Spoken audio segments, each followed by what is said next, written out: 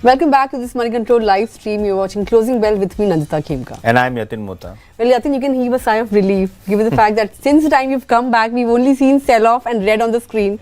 But today it was a day of rebound. Of course, the Nifty staged a triple-digit rebound, and the bigger point is the broader end of the markets also staged a good recovery. The Nifty Smallcap index was up 3% today. Even the Nifty Midcap index was up somewhere around 2%. And the breadth of the market, was fairly good today. There was strength there as well. So I think every 2,000 stock gaining, to that you had 400 or so stocks declining. So 5:1 was the NSE advanced decline ratio. Sectorally, all of the sectors were in the green except for the Nifty Bank Index. Financial services as a pocket was underperforming today. And, IT, metals, pharma, these were all abuzz in trade. Even the oil and gas pack was fairly upbeat given the fact that we had an HSBC bullish report coming in on OMCs like HPCL, BPCL and the likes. Aside of that, if you look at the individual movers today, Adani group of stocks made a good comeback. So Adani Ports was among the top gainers on the Nifty, and so was Hindalco, Hero Moto, ONGC and IT names like HCL, Wipro, Infosys.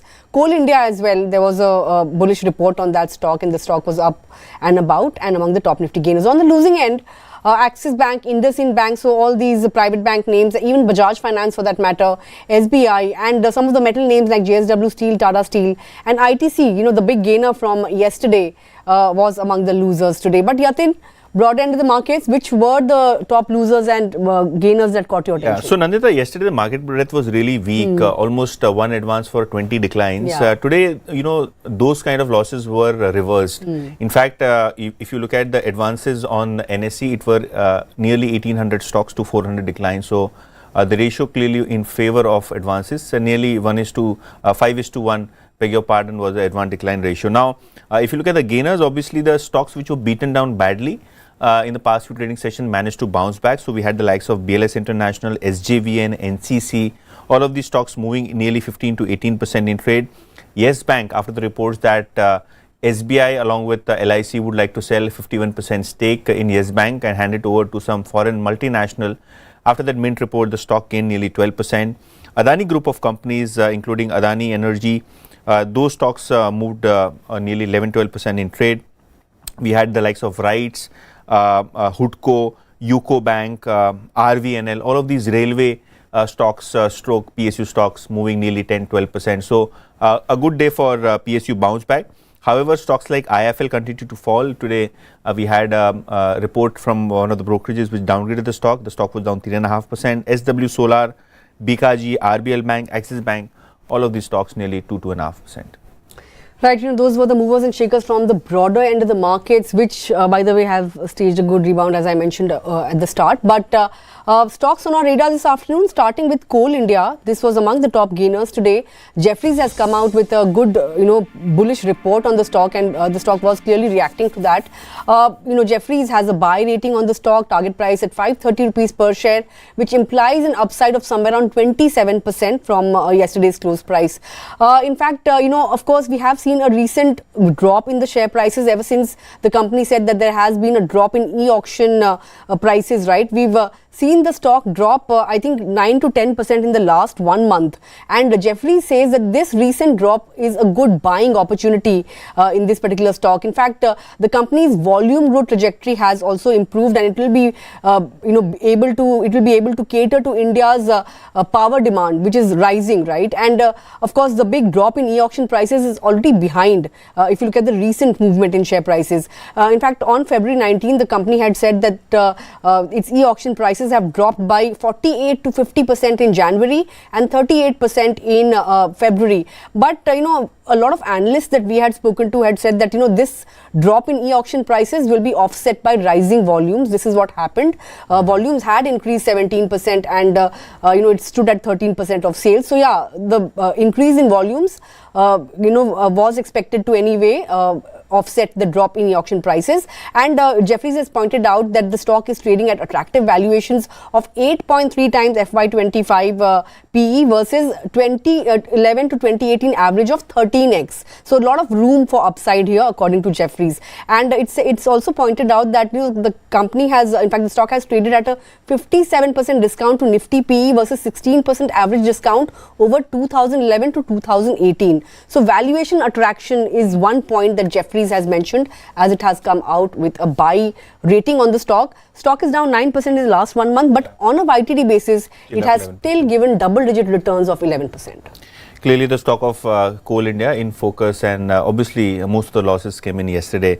But what was losing in a trending market like this was IIFL Finance, and clearly the stock has been under pressure ever since RBI action has impacted the gold loan business. Now, HSBC today has downgraded the stock of IIFL Finance.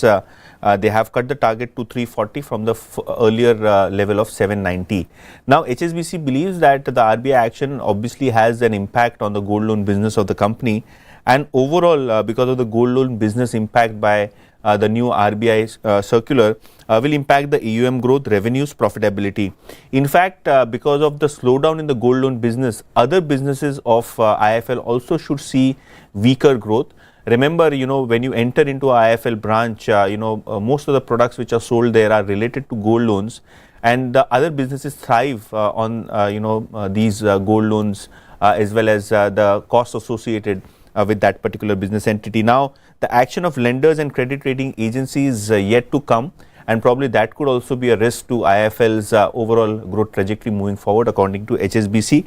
They have cut the FY25 EPS estimates by 21% and FY26 EPS by nearly 38%. So a big earnings cut coming in for IIFL Finance after the RBI instructions to really stop their gold loan disbursements.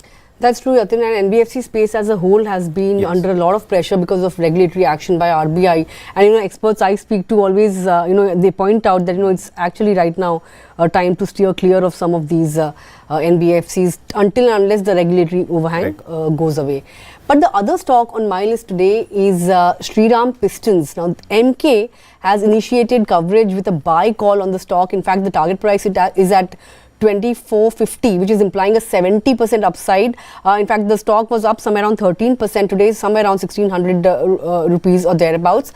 And what is the reason MK has pointed out? It says that the company has been strengthening its dominant position in its core products like pistons, pins, rings and engine valves in India. In fact, its position in the market over the last 5 decades has been cemented by its tech partnership, in-house R&D capability, its scale and manufacturing expertise, and also its ability to offer complete solutions. Now, MK believes that this stock warrants higher PE multiples than it is currently commanding.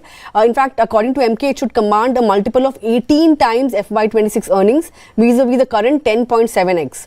Now, MK says that the company has emerged as a last man standing for engine parts because globally there has been a curtailment in ICE, internal combustion engine components.